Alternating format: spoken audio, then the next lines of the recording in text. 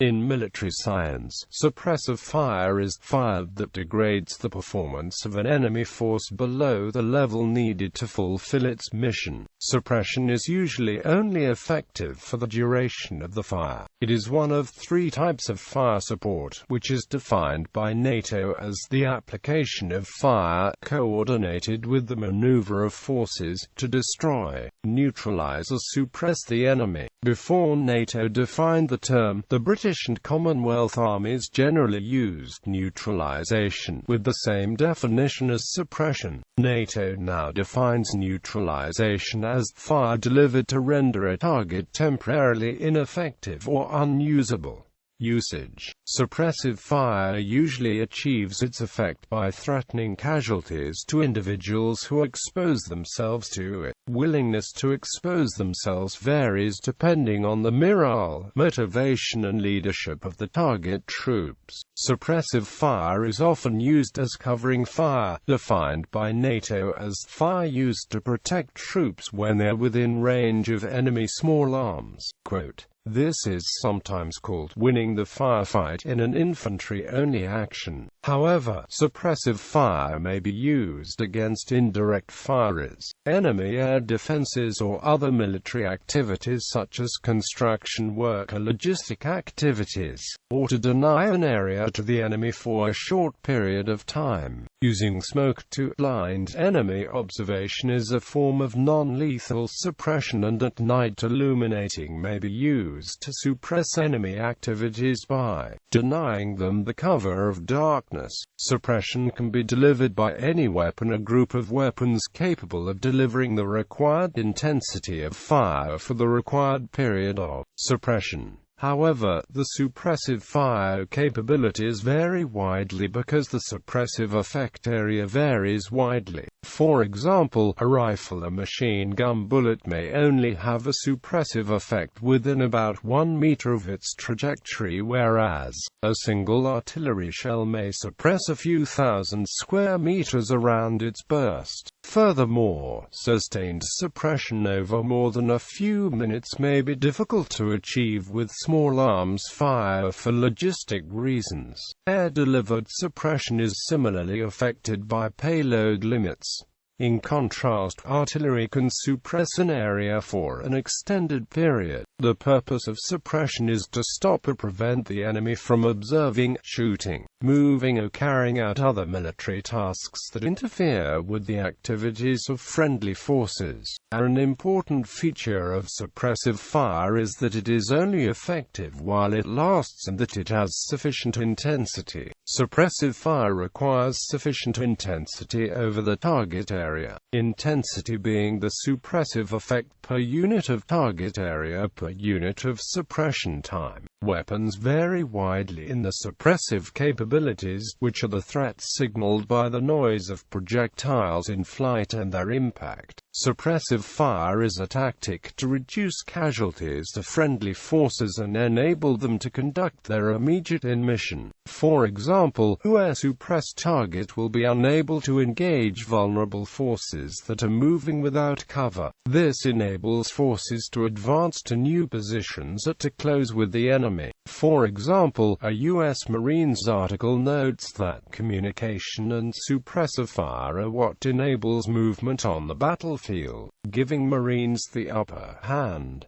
Suppressive fire may be used to enable a helicopter or boat to land or extract soldiers from a battle zone. The primary intended effect of suppressive fire is psychological. Rather than directly trying to kill enemy soldiers, it makes the enemy soldiers feel unable to safely perform any actions other than seeking cover. Colloquially, this goal is expressed as, it makes them keep their heads down, or it keeps them pinned down. However, depending on factors including the type of ammunition and the target's protection, suppressive fire may cause casualties and/or damage to enemy equipment. Suppressive fire is typically used as covering fire against the enemy in the close combat zone. However, suppressive fire delivered by artillery and other indirect fire means can be used to suppress targets of any type, most notably as counter-battery fire against indirect fire units. NATO also defines suppression of enemy air defenses, which has a broader definition and includes materiel damage. An important consideration in the application of suppressive fire from indirect fire systems and aircraft is the safety of the attacking troops. Fragmenting munitions are indiscriminate and potentially lethal in all directions around the point of burst, although the pattern and extent of the lethal area depends on several variable factors, some specific to each situation.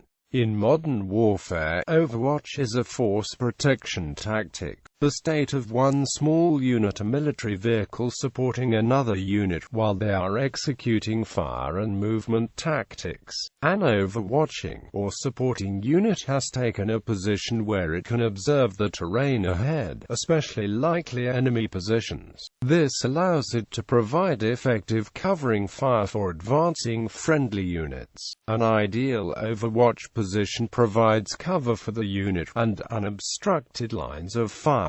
It may be on a height of ground or at the top of a ridge, where a vehicle may be able to adopt a hull-down position. If the overwatching unit is in a position to fire over advancing friendly units, great care must be taken not to let fire fall short. The friendly units should be within trace of burnout. History. World War I marked a step change because of the development of artillery techniques and the protection provided by trenches. By late 1915, the British Expeditionary Force realized that the effects of artillery fire could not smash an opening in German trench lines or reliably destroy enemy artillery at critical times. They therefore developed artillery techniques to suppress the enemy in trenches to allow their infantry to approach them in to suppress the enemy artillery at critical stages to protect attacking infantry. Thereafter, suppression became the defining British artillery tactic, although it had been first used in the Boer War. A moving barrage could suppress a line of front, providing covering fire for an attack several miles wide. Shrapnel was the usual ammunition used by the British Army in its barrages. Suppressive fire was used against enemy artillery that attacked the assaulting troops with indirect fire. Infantry minor tactics also evolved, and suppression became a key element in winning the firefight. This was greatly facilitated by the increase in the availability of machine guns from before World War I and later. However, suppression by infantry direct-fire weapons is generally only tactically useful against targets that do not have mutual support from adjacent positions, and ammunition stocks may only be available for several minutes of sustained firing. In World War II amphibious assaults, naval warships would open fire with the main armaments at known of suspected enemy artillery, mortar, or machine gun positions on or behind the landing beaches, to suppress enemy fire from these positions, which could be directed against the landing troops. The rise of mass usage of aircraft and aerial assaults also gave rise to bombing runs and strafing runs,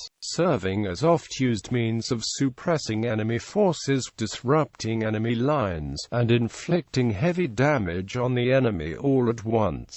Using concentrated fire from machine guns and/or carried-on explosives to pin down entire swathes of territory. Firebombs were also used for suppression, area denial, and extensive psychological effect. The Vietnam War and the commonplace implementation of napalm furthered this concept.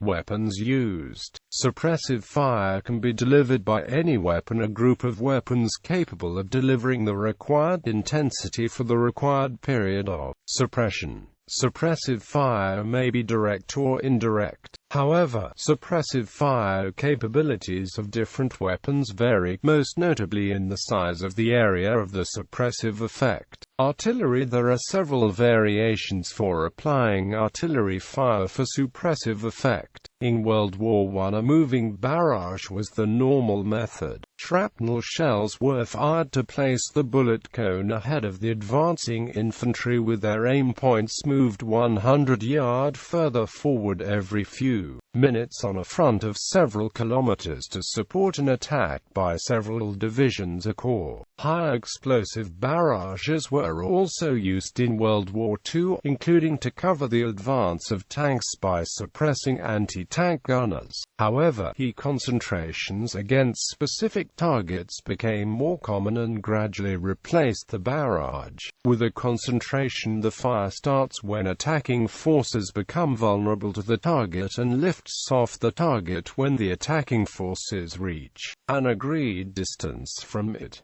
The suppressive effect lingers for a short period, about 2 minutes after the artillery fire stops. A suppressive concentration by a single battery can suppress a position of around 250 by 250 meters and may be used to support a platoon or company attack on a single or succession of objectives. For larger operations, many batteries may be involved against many targets and move the fire to different targets as the operation progresses. While he is most used for suppression, smoke screens can also be used to suppress by obscuring the enemy's view. This is effective against an enemy with direct fire weapons.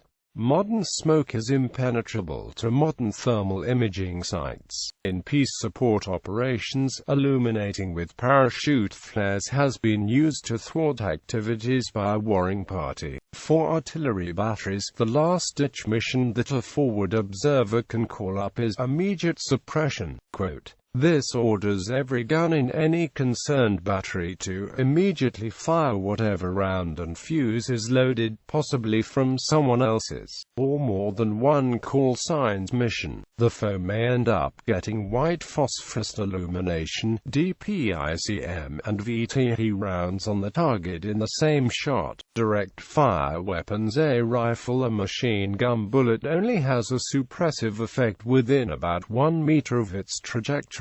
However, both can be used to suppress an enemy within a small area, often called winning the firefight. Machine gun fire is also available from armored fighting vehicles and aircraft, notably helicopters and perhaps fixed-wing aircraft such as AC-130.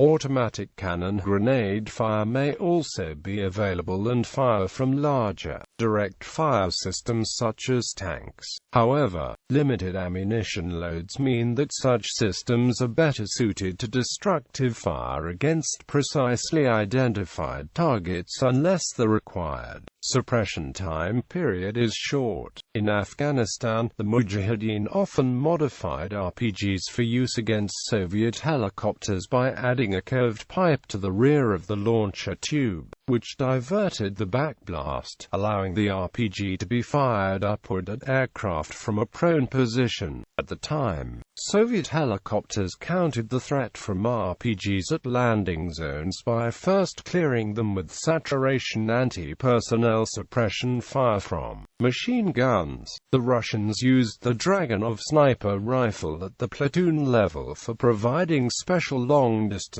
disrupting and suppressive fire on the battlefield, even with sudden close encounters with enemy troops in mind.